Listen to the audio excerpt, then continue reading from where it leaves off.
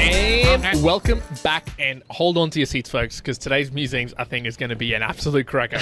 There's a couple of things here that we have not talked about. Like I saw Karen a couple of days ago, well, yesterday, sorry, and we haven't talked to each other for a little bit, and there was just two things, crypto and some NFT stuff. And what I want to get today into Musings, because in Musings, we like to share the learnings, the experiences that we've had over the past week. Things are a little bit more structured as opposed to meanderings, and we'll provide some structure today. Yep. But I've got some doozy learnings of NFTs. Because you've been hearing me talk about NFTs as of late, you know, my successes in NFTs. And we sometimes said, look, it's not all success, it's not all good stuff.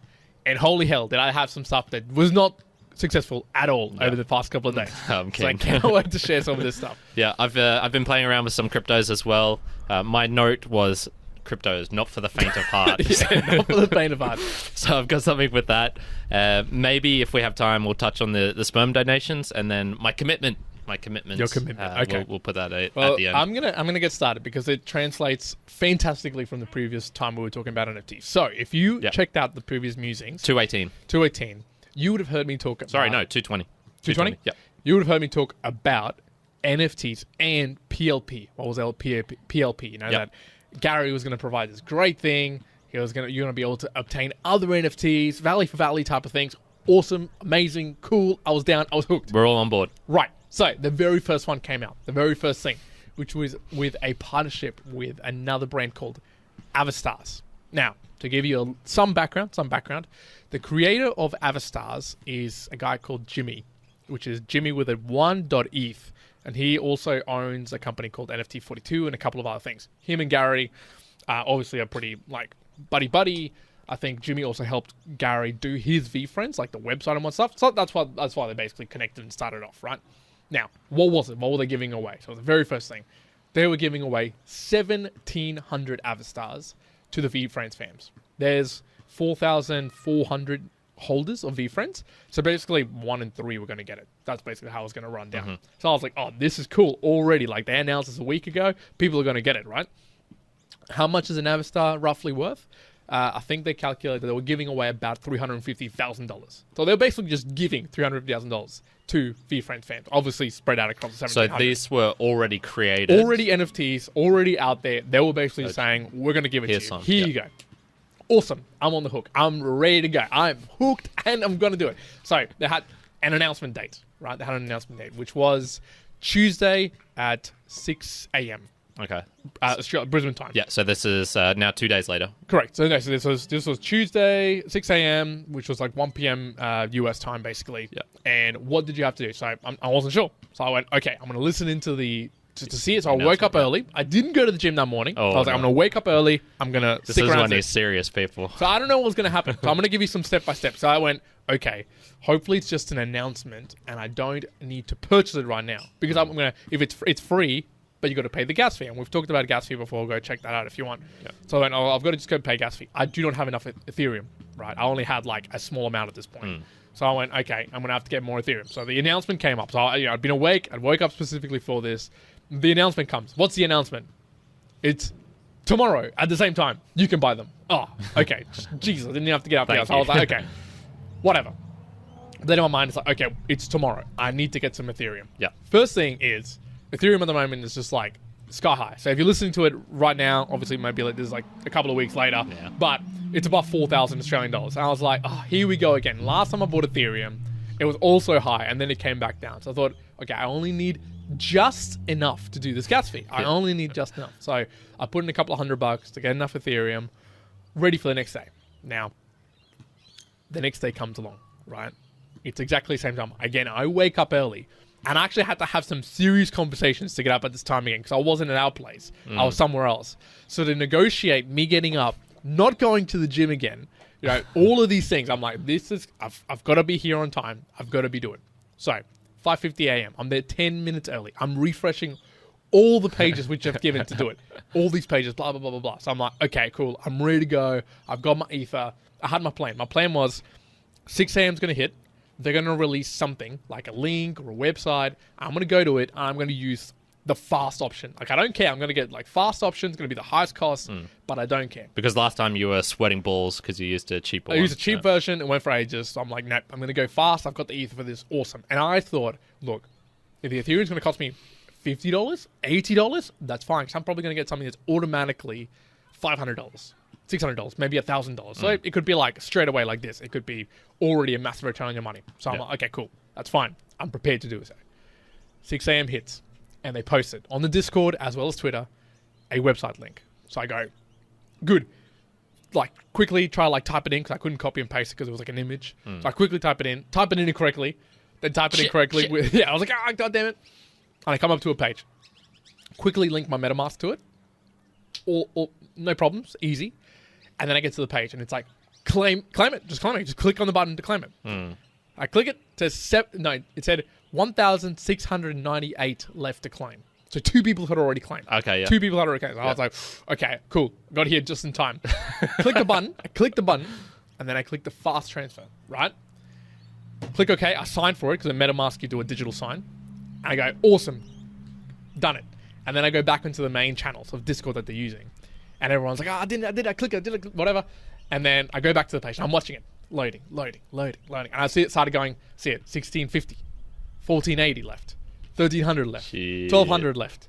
And everyone's going nuts at the back. Like, I got this one, I got that one, blah, blah, blah, blah. Yeah. Anyways, it's getting down to about 400. And I go check Etherscan. And I'm like, mine's still loading. What's going on? Until someone suggests, just depending on the time, they're like, oh, you might have to just go into the advanced mode and adjust how much gas you're doing because people can adjust their gas. And if their gas is ahead of yours, they will take the miner block off you, basically. Yeah. So then at that point, it was about 400 and something left. I'm like, okay, cool. Look, I've got a bit more ether. I'll go in here and I'll bump it up. What did I need to bump it up to? 2.4 Ethereum, which for you to calculate at home was like $9,000. So at that point, I was like, oh my God. So I checked my existing thing that I'd done and it said, it's all cool. It'll be finished in 1.2 hours. Yeah. That's like the speed it was going to take. Or I could pay $9,000 to get this thing. I went, no, okay, I'm going to have to just hold and hope miraculously I get it. Yeah. Nope. 30 minutes later, all sold out, and I got nothing. And there was a couple more people who got, we got error messages. So I'll bring it up and I'll show you. But basically... send me that. I think there was about 20 or 30 people who ended up getting a few of these things, which kind of showed them by the way, you failed in doing this. And I was like, oh, God. Actually, I got it on my computer, so I'll send it to you later. But basically, wake up, wasted a couple of hours in the morning, didn't go gym, attempted to buy, lost money, and when you do the purchase, you lose your money. Of course, you lose your money. So I lost that money in gas fees, didn't get it, and it left me. I've got to say, it left me with a bit bad taste in my mouth. I kind of went, oh man, I just wasted all this time, and then a couple of minutes later, I went, look. I think I needed this so I could learn, okay, when it comes to not airdropping, but when it's these sort of things where it's everybody's going in at once, somebody's going to lose. Just by the way that these blockchains are built and by the speed of them. We've been talking about this on the Lightning chain and stuff like that. Just because of the speed that they are, it's not like a transaction on credit cards or whatnot. No. It just takes a few minutes, and the crazy thing is if someone's willing to pay more, they're going to get it over you. Yeah. So what do you think? Surely there wasn't everyone paying 9,000. No, so basically what was happening was, and I even checked on the spike, people started going by GUI of, I had 90 something, and people were going 150, 200, 250. And so by that time, people were already putting 250, 280 GUI. And at the speed it was going to take for me to overtake them, I was having to put in this crazy amount of Ethereum to going ahead of the line of them, just in terms of the timing. So I was like, okay. There's nothing I can do here now. So my learning from this, and for you at home, if you're ever going to be doing this, is that I would generally have gone in and I would have a look at the advanced fast mode, how much it would cost for the fast, and then go 20% over the top of that. So if it was saying, you can get this for $20 gas fee, I would put $30 or something like that to go even beyond before the massive influx comes. Because once that influx comes, it just sacks up and people will be like, okay, well, more and more and more and more and more, and all of a sudden it just snowballs out of control. Yeah. Damn, man. So in the end, everyone was celebrating, all the Discord. I'm like, oh, yes, I got this Avastar, I got this one, how amazing, thank you so much. Shit. And I literally felt at that moment being all right, how much can I get for selling this goddamn thing? I'm like, I'm going to get rid of this. I'm like, this is frustrating, man. Then I kind of calmed down. I was like, fine, whatever. It just happens. I'll learn for this from the next time. Yeah. I'll know how to play the gas wars, but yeah, NFTs, they can be a fickle bitch. They can be a fickle bitch. Sure. And at the same time, there was some rocks being sold on NFT, and they were selling for $200,000, and the gas fees were like $5. And I was like, dude, what's going on? So, yeah, it's a complex world, man. There's so many things to learn. There's so many things to play with, and it's not even doing your research and even doing all the correct things, you can still get screwed over. So my little story here. So I've since I've been in the podcasting 2.0, playing with Bitcoin in that realm, I'm seeing the value where I never saw it before, more in a practical way.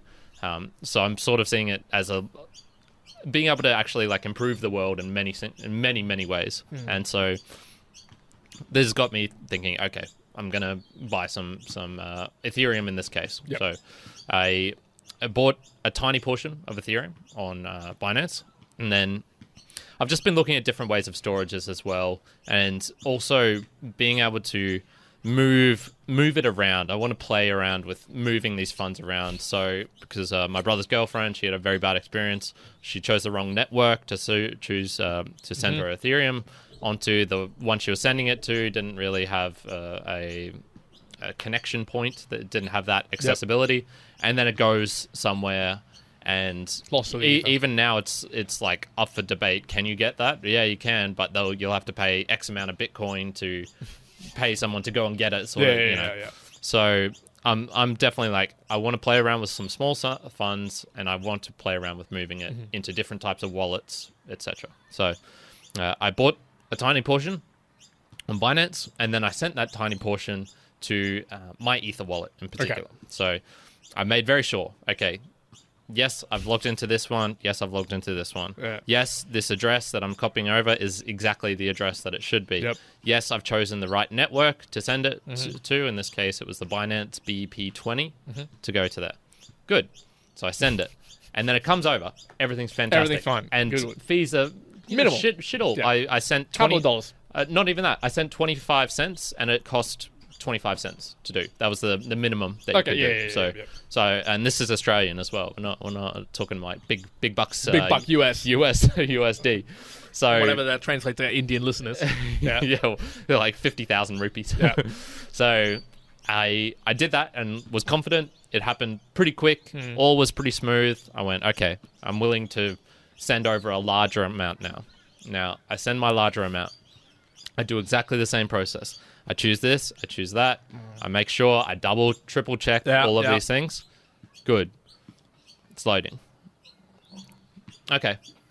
On Binance, it says on Binance, it says it goes through. Yep. Everything's done. Awesome. Okay, sweet. I'll check on this one in 5-10 minutes time, because I know these do actually take time to come through. Go into my Ether wallet. Nothing's shown up. Not worrying yet. Okay, whatever. Could take... I know you've talked to me about Ethereum gas fees and stuff. Maybe it takes longer than what I was expecting. That's okay. A couple of hours later, I'm not sweating bullets, but there is concern here. Okay. There is I would say like 5% concern, because I'd done everything the same, so I was pretty sure I wasn't the one who screwed up. So, but this is then where it's like, all this technology stuff, I don't understand how it really works. You know, if you really press me on it, I can't explain how blockchains work. Details I can't get into that. So I do what I can do. Okay, Binance. What should I be expecting? What should I do? Like if my funds, it says my funds haven't transferred. They have a FAQ page about this. It says, etc., etc. Once it's all gone on Binance's page, we can't do anything else. Then it's on the others. I go to Binance. Okay, well, it's got the wallet, so I know I sent it to the right place. It's got the, what's that, like TBIX, or the transfer, the exact, transfer that was done. Oh, yes, the record actual of that. Transaction of it, yep. Yeah, I can't remember what it is. And so then it's like, okay, it's all good on our end. Still on my Ether wallet, nothing. All right, fuck, I'm going to have to dig into this. I need to figure out, did I screw up? Is what's going on? And this is where you were talking... Etherscan. So I go into the block explorer. Yeah. All right, let's figure out what's going on.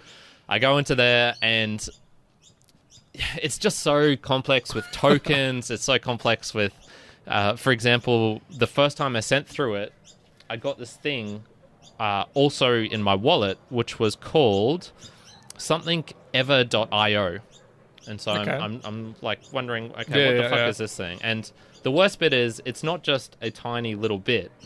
It's a ridiculous number. I don't understand what it is. So I currently have 800,000 EVERs on here, worth a big sum total of $0 AUD. So I've just got this random thing in here, which I don't know what it means. And I'm like, it's not usually IO's like initial offering. Yeah. It's called the ever.io. Yeah. So I'm trying to figure out, is this like did someone like scam me and put this like 800,000 or something that's not well. So it's getting hours from this point. Yeah. At this point, you're like, ooh, at this point, the concern level is probably getting close to like 45%. Okay, you're like almost considering like I've lost this money. Yeah, maybe there's a half a chance I've lost I this money. was preparing myself mentally for that acceptance of it, which it's not going to ruin me financially, but man, it's going to be annoying. It's going to be annoying. It's a kick in the gut. It's definitely a not a pleasant feeling. I go into the Ether scan, and then it's like nothing's appearing there. Like, oh, fuck, like what is this? What have I done wrong? Oh shit! Then I realized, okay, no, I need to be on the Binance scan version of it because I sent it through the Binance network, not the Ethereum network. Okay, go over to that. There it is. It's all sitting there. It's saying it's all in the wallet. And this is where I go, okay, there's literally nothing more I can do from this point other than send a support, ask for a support on the app itself. And while I'm doing this, I click on Google Play and I just happened to look at one of the reviews. And the top review was, edit. Okay, it's all good now. And then I read the actual review and it's a dude with the exact same problem with me 3 days earlier. So he had sent money over. I think he even said he'd done a test as well. And then it just wasn't showing in the wallet. And so the money was in there. Everything was all good. But I had to sleep on it overnight.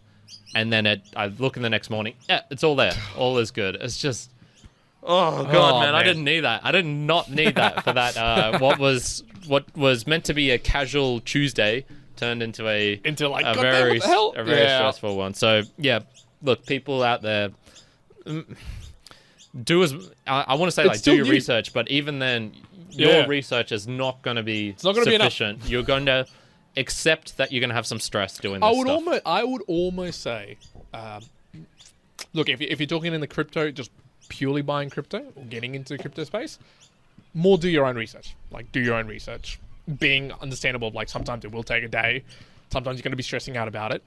But I'd even say going into like the NFT space or some other areas, dude, be prepared to lose your money. Like, be prepared to completely lose your money on whether it's gas wars, whether it's like buying something that goes to zero. I just found out about another NFT the other day, they were going really well until they found out that the founders of like the developer founders were posing as girls, but they were actually guys who created other NFTs that really failed, and as soon as people found out, it completely crashes $0. Like, and they were worth like whatever 100 Ethereum, all of them, into 0 Ethereum. Like, everyone's money just gone. Damn. So, and nothing you can do, right? Absolutely nothing you can do. So, be extremely cautious. Like we talk about it sometimes with like, I bought a VFriends, made like 10 times my money, or I'd done this, and it's like it's so easy. Like or I've been talking about Satoshi's streaming sats, boost, but when you go on there, it makes it very clear, because it's still in development phase, be prepared to lose your money. Be prepared for that. Yeah. So the other thing I would then say is do some tests with small amounts, because thankfully you don't have to spend $20 to send across 25 cents. Yes. Yeah. Depending on where you are, because some of them, if I was to choose the Ethereum network, for example, to send it, small. That's where it gets to. I think it was like 0.00. It was enough that it would be like, oh, do I really want to send 25 cents across? Do I want to spend $10 to send 25 cents across? Yeah, I'm not sure I want to. And you got to do. I mean, I think Gary said something like you got to put your 50 hours. You got to put your time in learning about this, because like just the gas stuff. Like I knew about gas. But, it wasn't too long ago that I actually learned that, you can actually find a place where you can figure out exactly how much gas is costing at that exact moment. Because you could be very well thinking, let's say you've got 1.2789999 Ethereum, right? You've got something like that. And you're like, I want to move my Ether from here to here. And it's like, you need to pay for this gas fee. And it's like 0.0012. So you're like, whatever. seems like nothing. First you move it here, then you move it to a MetaMask, then you move an NFT over. All of a sudden you've lost $400 on gas fees, like in crazy. a couple of moves, and it's like, holy shit, I've just lost $400. And you can't calculate it. That's the other thing with these. A lot of these ones, you put in X amount of dollars, but they're not showing. We're going to take off this amount as well. We're not going to. Yeah. Sometimes they just say like, oh, this costs like this much either, and you're like, for you, it's like 0.001. It just doesn't seem to calculate as like, oh, well, that seems like nothing, and then all of a sudden you do that 7 times, and it's like, oh, it's some money. And it's hard to get your head around how much things are worth as well, because that changes so rapidly. I was telling you, I've had 150,000 sats sitting in my wallet, and I'm getting rid of them, but I'm getting more money because Bitcoin's going up. The value of them is still increasing anyways. I'm sending out more money, but look, it's a lot of fun, but goddamn, stressful as well. Yeah. So no, just be extremely wary. For as much as we talk about the positives, there are definitely the scary side of it all. Yeah, for sure. So, I wanted to call out some people who've been giving us some really nice responses. Okay. So on the Instagram, for example, with the photoshopping that I've been doing, yeah. people are enjoying it, man. I'm glad they enjoy it because I enjoy creating it as well. It's a lot of fun. So everyone who, if you want to check out some shitty Photoshop skills, go check them out on the Instagram or on YouTube as well. You can see them as well. Yeah, we also got a really nice comment. So talking about the sperm donations. Here's another little caveat. I actually brought this up with my dad last night, and it seems like everyone has a different thought on why you don't give it. So yours was real pragmatic. It's going to be like a blood donation. I have to invest the time. Like they're going to take I have to give it all these details, all that sort of thing. Mine was more concern around my own privacy, my own, I guess, living being affected by random people intruding into my life and that responsibility there. For my dad, it was the legal side. So he was saying, I would be concerned that they would change the laws around in 5 years' time, make them retroactive laws, and it's now you have to pay alimony. That's your child. That's your responsibility, that sort of thing. So, Good. Yeah, I'm going to ask a couple more people because it seems to be a very different... Everyone has differing opinions on why We got a nice comment about it. Yes. So on the YouTube, a guy... who had a very strange name. It was I'll bring it up quickly right now. He commented saying how he was in New Zealand and he actually was a sperm donor. And so his name, if I quickly go in here, Crazy Night Boy. Yeah, someone like that is definitely sperming off everywhere. Definitely a sperm donor. So Crazy Night Boy was just saying, I did it there. It was really easy. Got counseling, free medical background. Once again, there was no incentive for him to pay, so he had to pay for parking in Wellington and things like that. But for him, it just sounded like a really positive, pleasant experience. He knows there is a child, I guess half a child out of there that is his. He feels good for going through the whole process. So there are obviously people out there doing it. And it was just it was just nice getting that response, and it got me thinking as well about what you would term as a value or in the podcasting world. So this is the commitment I was talking about, people. Okay. By the time this episode is out, there will be an episode of the Value for Value podcast out. He is making the claim. It's going to be out there. It's going to be out there. So I am creating a new podcast. What, you got 7 days? 6 days? Yeah, 7 days. 7 days. So I'm putting a commitment saying I'll have at least one episode out. Okay. My plan for this is, I'll explain it more on the actual podcast, but it's a mixture of really liking the value for value model and wanting to explore my own thoughts on it, and I just don't want to do that in my own head. I'd rather try and speak into the mic about it. I want to connect more with other podcasters out there, and this is just another sort of tool to be able to connect with them. Yep. And I want to play around with all the podcasting 2.0 stuff, not having to move our big ones. Once again, testing something before you actually do it. I'll do a little test. I'll see how all the functionality works, see what the end product looks like, and then evaluate if it's worth the effort of transferring our main podcast over, for example. So, one of the plans I want to do with it though is I'll be talking with other podcasters, probably on the Mere Mortals channel, but I want to do a little sort of small Q&A section asking about value. So, what sort of questions do you think would be useful you would like to hear on a value for value podcast? Like, in terms of other people, maybe some of the questions I'm sort of thinking are, what is the most sort of pleasant interaction you've had with an audience member or someone who listens to your show, for example, and why was it? What was maybe like one of the most insightful things someone has given value back to you? Was that monetary? Was that a help? Was that whatever? And then also asking in return, what is valuable to you as a podcast producer if someone does something for you, and what do you think is your most valuable asset? Things like that. Yeah. Okay. So I'm going to outsource this as well. So if you have any things that you would like to hear on a value for value podcast, shout it out. Yeah. Shout it out. Let me know.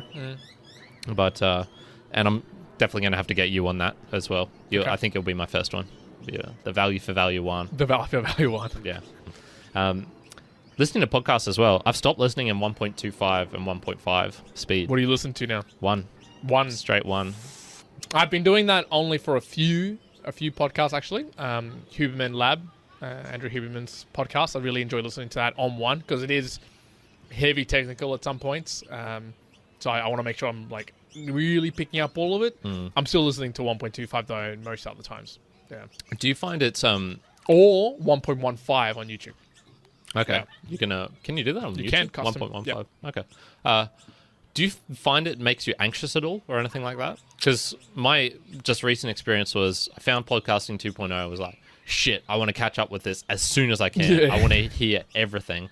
And so I was going through all of it at 1.5. And I noticed this past couple of weeks that even though I was cutting stuff out, when I was listening to things on 1.5, I was hearing interactions more. I myself was getting more hyped up. Yeah. Which, was kind of good because I was in that mood. But now it's more, no, I think there actually is some, maybe even making, more stress in my life by hearing people talk rapidly in a non-standard sort of conversational way. So yeah, I mean, yeah, I know what you mean. Though when you listen, I would say my anxiety levels were slightly higher. Yeah, I think when you listen to some of those at a higher pace, even if it's just like the internal feeling, you're trying to keep up with like the conversation and trying to synthesize it in your mind. So trying to understand it all at that speed is like, whoa, dang, I got to slow it down. So and that's why I slow it down for that particular podcast. For all the others, I'm like, okay, the people I listen to speak pretty slowly. So 1.25, sometimes there's like a 1 in some of them. I'm thinking I get that. Sam Harris is like 1.25 is like 0.8. I swear to God. Like he just speaks so slow. Jocko's like that sometimes as well. So you can kind of get away with it in some of those instances. Yeah. I think like, I don't think we would be good at 1.25. Like I think both, probably me specifically, but you might as well. Like we just talk a little bit too quick. We're not like the typical like this pace and making it really, short. Yeah, really. No, we're just straight as fast as we can. There's not a lot of thought going into, into what we're saying. This is just mouth diarrhea that's coming out. Verbal diarrhea. Yeah, well, see, one of the things is because I had been listening to everything on 1.25, 1.5. All my settings across the different apps were set on that. And so when I regularly go onto our own just to check out that it got uploaded, that it sounds okay, etc. Yep. And yeah, there's all sorts of other things you need to take into consideration, such as the music. One of the book reviews, one of the reasons I changed it to the new little intro that we have is because I think it sounds better in 1.25, 1.5 than the one before. Okay. Because when it's the other one, it just really sounds compressed and scratchy, whereas this one sort of sounds a little better. So, yeah, those are just considerations I think interesting. They're little considerations for immortals that you might not pick up on, but subliminally, it's like, ooh, why was that so beautiful to my ears? There's thoughts of madness. Yeah, you better appreciate the bloody effort I'm putting into this shit, man. I'm going hard out. Send Karen some bitcoins, some satoshi. Send him some satoshis that will never arrive in his wallet. Yeah, that'll be fun. Well, I just remember one of the comments I got from one of my old work colleagues was. He was so brutal, man. It was just like, oh man, this is really shit. Like you need to improve your quality if you ever want to be a good podcaster or something like that. It was so brutal.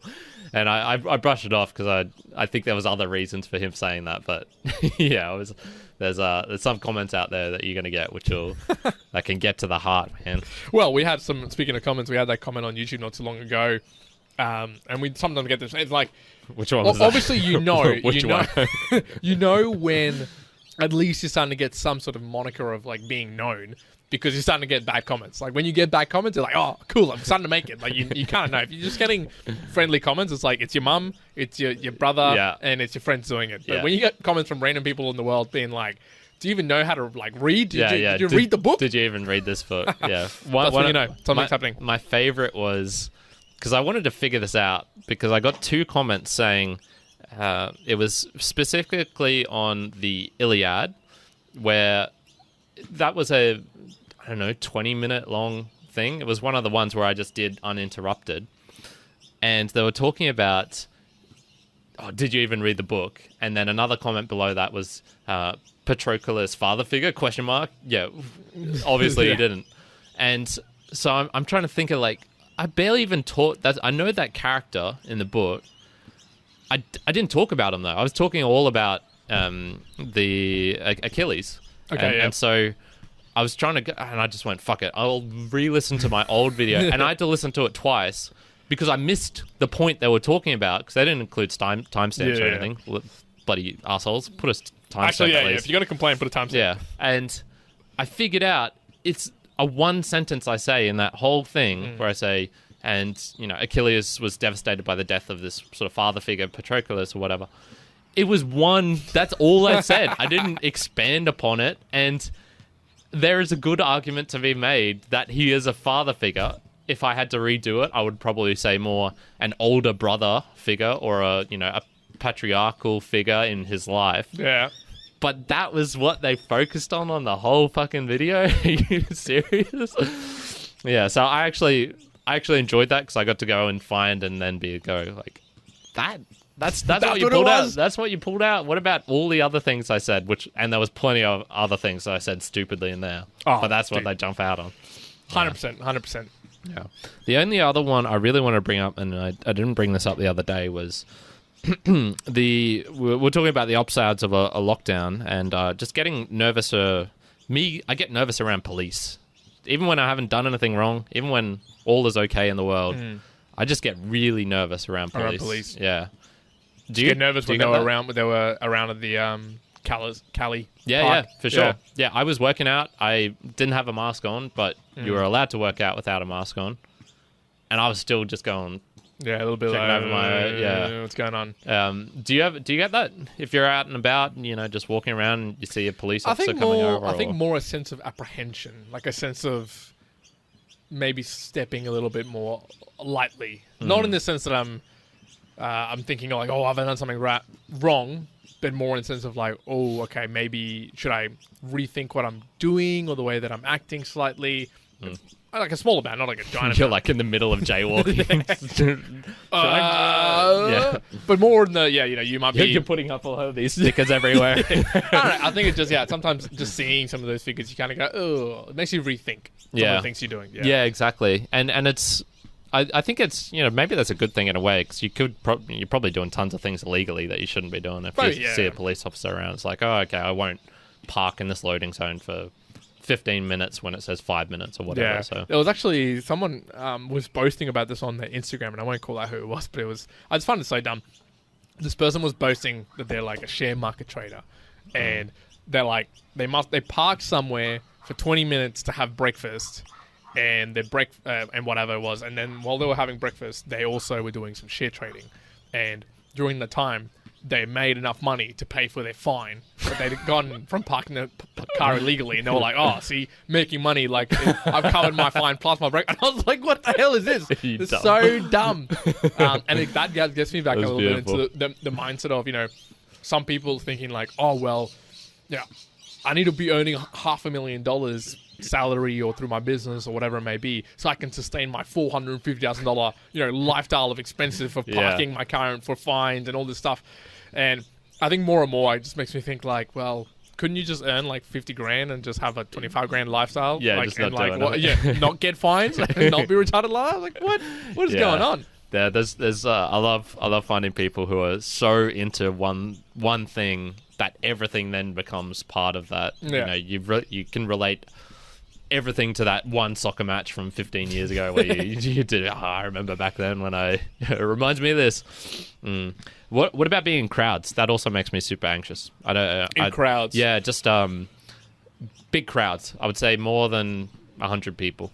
I get nervous. No, I love being in crowds, man. I think I just love a lot of humanity. Yeah. I would love a lot of humanity. Like, I love it when it's, like, packed. I think I even come more alive. Yeah, okay. Like, you would know me when when we're either out and about and there's a lot of people, or I can gather a lot of group. Man, dude, Yeah. that is just me to a T. Like, I'll just be like, we're on. I love that. If it's like 1-on-1 or like 1-on-2 or 3, I'm slightly like, apprehensive. Yeah, okay. But I think the bigger group, maybe because it's more traditional people, like traditionally people are more like you, they're a little bit more reserved, and maybe I'm not, and then it feels like I'm more comfortable in that spot. So, but speaking of where, you know, what I would be is tight squeezes, like tight cave squeezes. Have you watched some cave squeezes? Yeah, man, I've seen Dude. that infographic of that real famous guy, The Noddy, I think it's called the Noddy Spotty Mine or whatever, and the guy who died upside down. Dude, I don't know why it came up on my TikTok the other day, but I was watching a few, and then I was watching a couple of other videos on YouTube.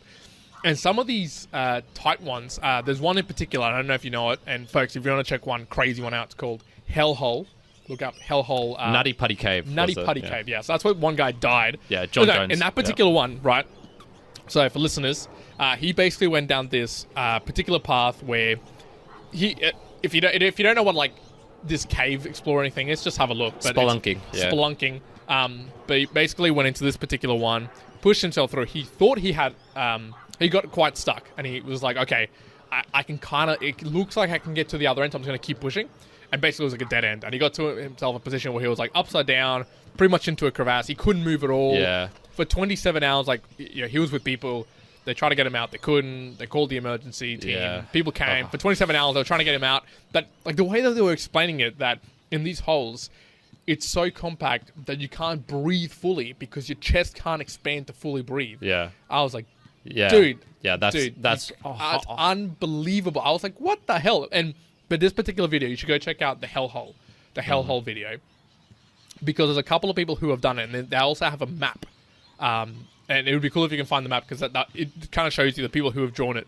And these guys get to the bottom of it, which is the Hall of Mirrors. The Hall of Faces, I think they call it. Okay. And to get there, I was like, there is no way you'd even get me past the part called Corkscrew. Yeah. Dude, the Corkscrew looked like, it was like, I don't know, it looked like 200 meters where you're basically twisting around in 360 degrees trying to get through. And from the video angle, they're like pulling themselves by like rocks, and they get to stages where, like, you know, they start with a full camera, a GoPro, and they've got like phones in their pockets, and they get to a stage where they can't carry the big camera anymore. Then they get to a stage where they can't take a GoPro anymore because it's too much. Like, a GoPro is too much. Yeah. I was like, what the hell? Yeah, man.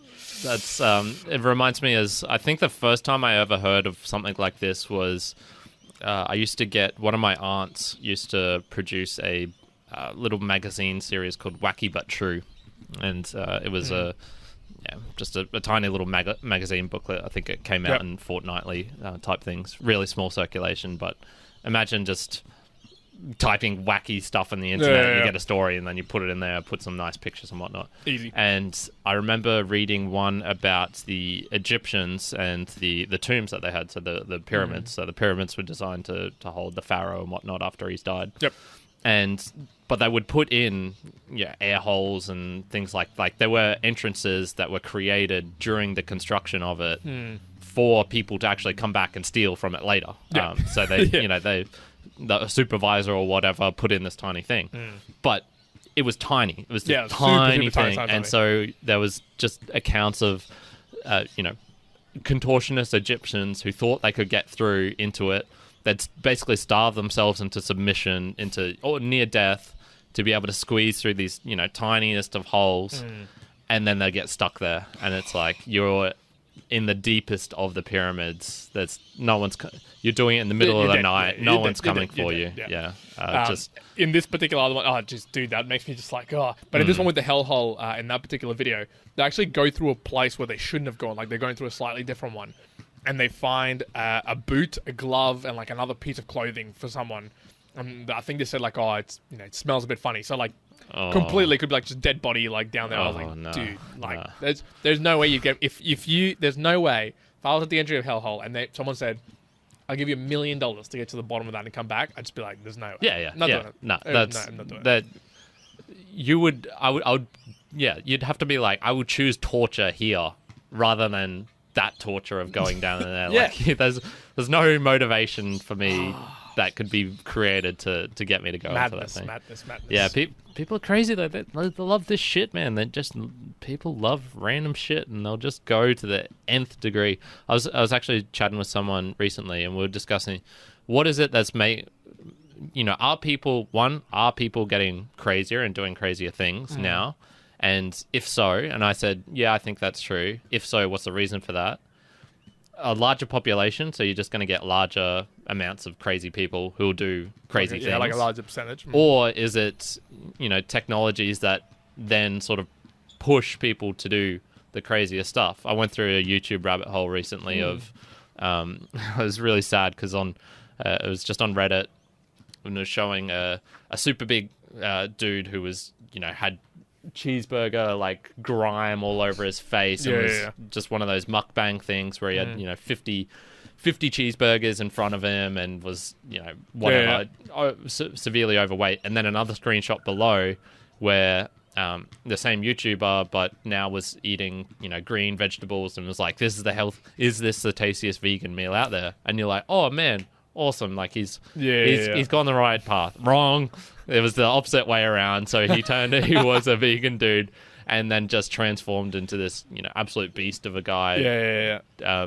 I dove onto it, and it's just really sad, man. He doesn't look like he's in a good place, but he's got 700k followers, and obviously there's something in there that's driving him to do that. And what is it? Is it monetary? Is it the fame, I guess, or things like that? So yeah, what do you think? What's making people do crazier shit nowadays? Maybe something to do with the fact that the crazy shit is the thing that gets you the likes, the clicks, the subscribers. Like there is an incentive that the crazier you are, the more people want to see it, and so it sort of perpetuates the ability that, well, if I do this, I get this reward, or I should do more of it to do more crazy things. Yeah, where maybe in the past you wouldn't have that, like pre just internet, let's just say, but pre-internet, pre-social media, if you went spelunking or if you went, skydiving and did some crazy stuff, like it's not like you're sharing it with anybody, you're just doing it for yourself. Yeah. Maybe the crazy stuff is that maybe people are doing crazy things, but they're doing it not for themselves anymore. They're doing it for other people. Yeah. Because you can at that point. Last question before we have to wrap it up, 'cause it's getting dark. Do you think that if everyone had just say, an income of 50 grand a year, people would still do this? There would still be that for drive? Sure. Oh, yeah, for sure. Me too. Yeah, I don't even think it's tied to... I think some of it might be tied to money. Yeah, I think most of it's not. Most of it's not tied to money. Like, agreed. If you said to someone, and I don't know this particular individual, so I don't know, but I actually saw something, there was like, someone on TikTok posted like, how much money did I get off 1 billion views? And it was $1 million off YouTube, right? So I'm going to assume this guy's probably making 500 million views. So let's say he's made $500,000, roughly, right? I think that if you said to this dude, like, well, is it the $500,000 or the fact that you've got 700,000 subscribers and people like, he'd be getting hundreds of comments and whatever else interactions. Yeah. And maybe in his real life, he gets like 2 people that he talks to. I'd say it's like that adulation, that conversation with people thinking that he's, something because of it that would keep you doing it. Yeah. Because all of a sudden, if it's like 500 grand or 600 grand, it's not as much of incentive as like, oh, well, you're getting 100 people commenting, being like, oh, so good, do it again. Do it crazier, do this crazy thing. Oh, okay, yeah, I'll do it. Yeah. And that, man, you hit that point of doing something just for the sake of doing it and it gets on. Whereas, you're probably right. To get that high, you need to make a lot of videos. You need to be pushing them out. You need to make good quality. So you're spending all your time doing that to get the socialization that you could get if you just didn't do any of that, if you just went, I'm just going to go out and make friends with people and etc. So that's how I feel about jobs a lot of the time. And money. And I think that's what I'm coming more and more to. And I don't know, I haven't nailed it specifically. And I'm like, why do people maybe want the fame or the money? And it's at some point of it, at some part of it, it's the social connection that you want to have, or the status in society that you want to have. But the funny thing is that you can get that without those things as well. Like, you could totally get that status. Like, do you want to be interacting with really, really attractive and smart individuals? Well, you can do that if you are, health orientated, if you look after yourself, if you're taking care of yourself and trying to improve yourself. You don't necessarily need the money nor the particular position to do that. So it does help. Like, you can do that, but it's not the only possible pathway to actually be doing that. Yeah, agreed. So, anyways, yes, we'll wrap it up. That's it. Today's Musings, folks. It's a little bit dark. The tarp's probably making it a little bit darker, but that is all good, folks. We asked a lot of questions. Obviously, be on the lookout for the commitment from Karen. So when this is out, make sure you check out the Value for Value Value podcast for Value, from Karen. yes. You'll obviously find it again in all of the platforms, so that'll be cool. You'll be able to see it. Obviously, it's Value for Value. So if you want to check out, you want to go deep, we talked about the issues and the pitfalls of crypto and all of that, but, check out Breeze. Yeah. In all of that, send a couple of Satoshis over Karen's way. We won't get them, and you won't get them either. So it's all good. We'll all lose money, but we'll be doing it together. Yeah. Folks, that has been all. Make sure you share this with someone else, because I think it's been a good podcast. And for now, that's all. One out. Karen out. Hey, oh, yo.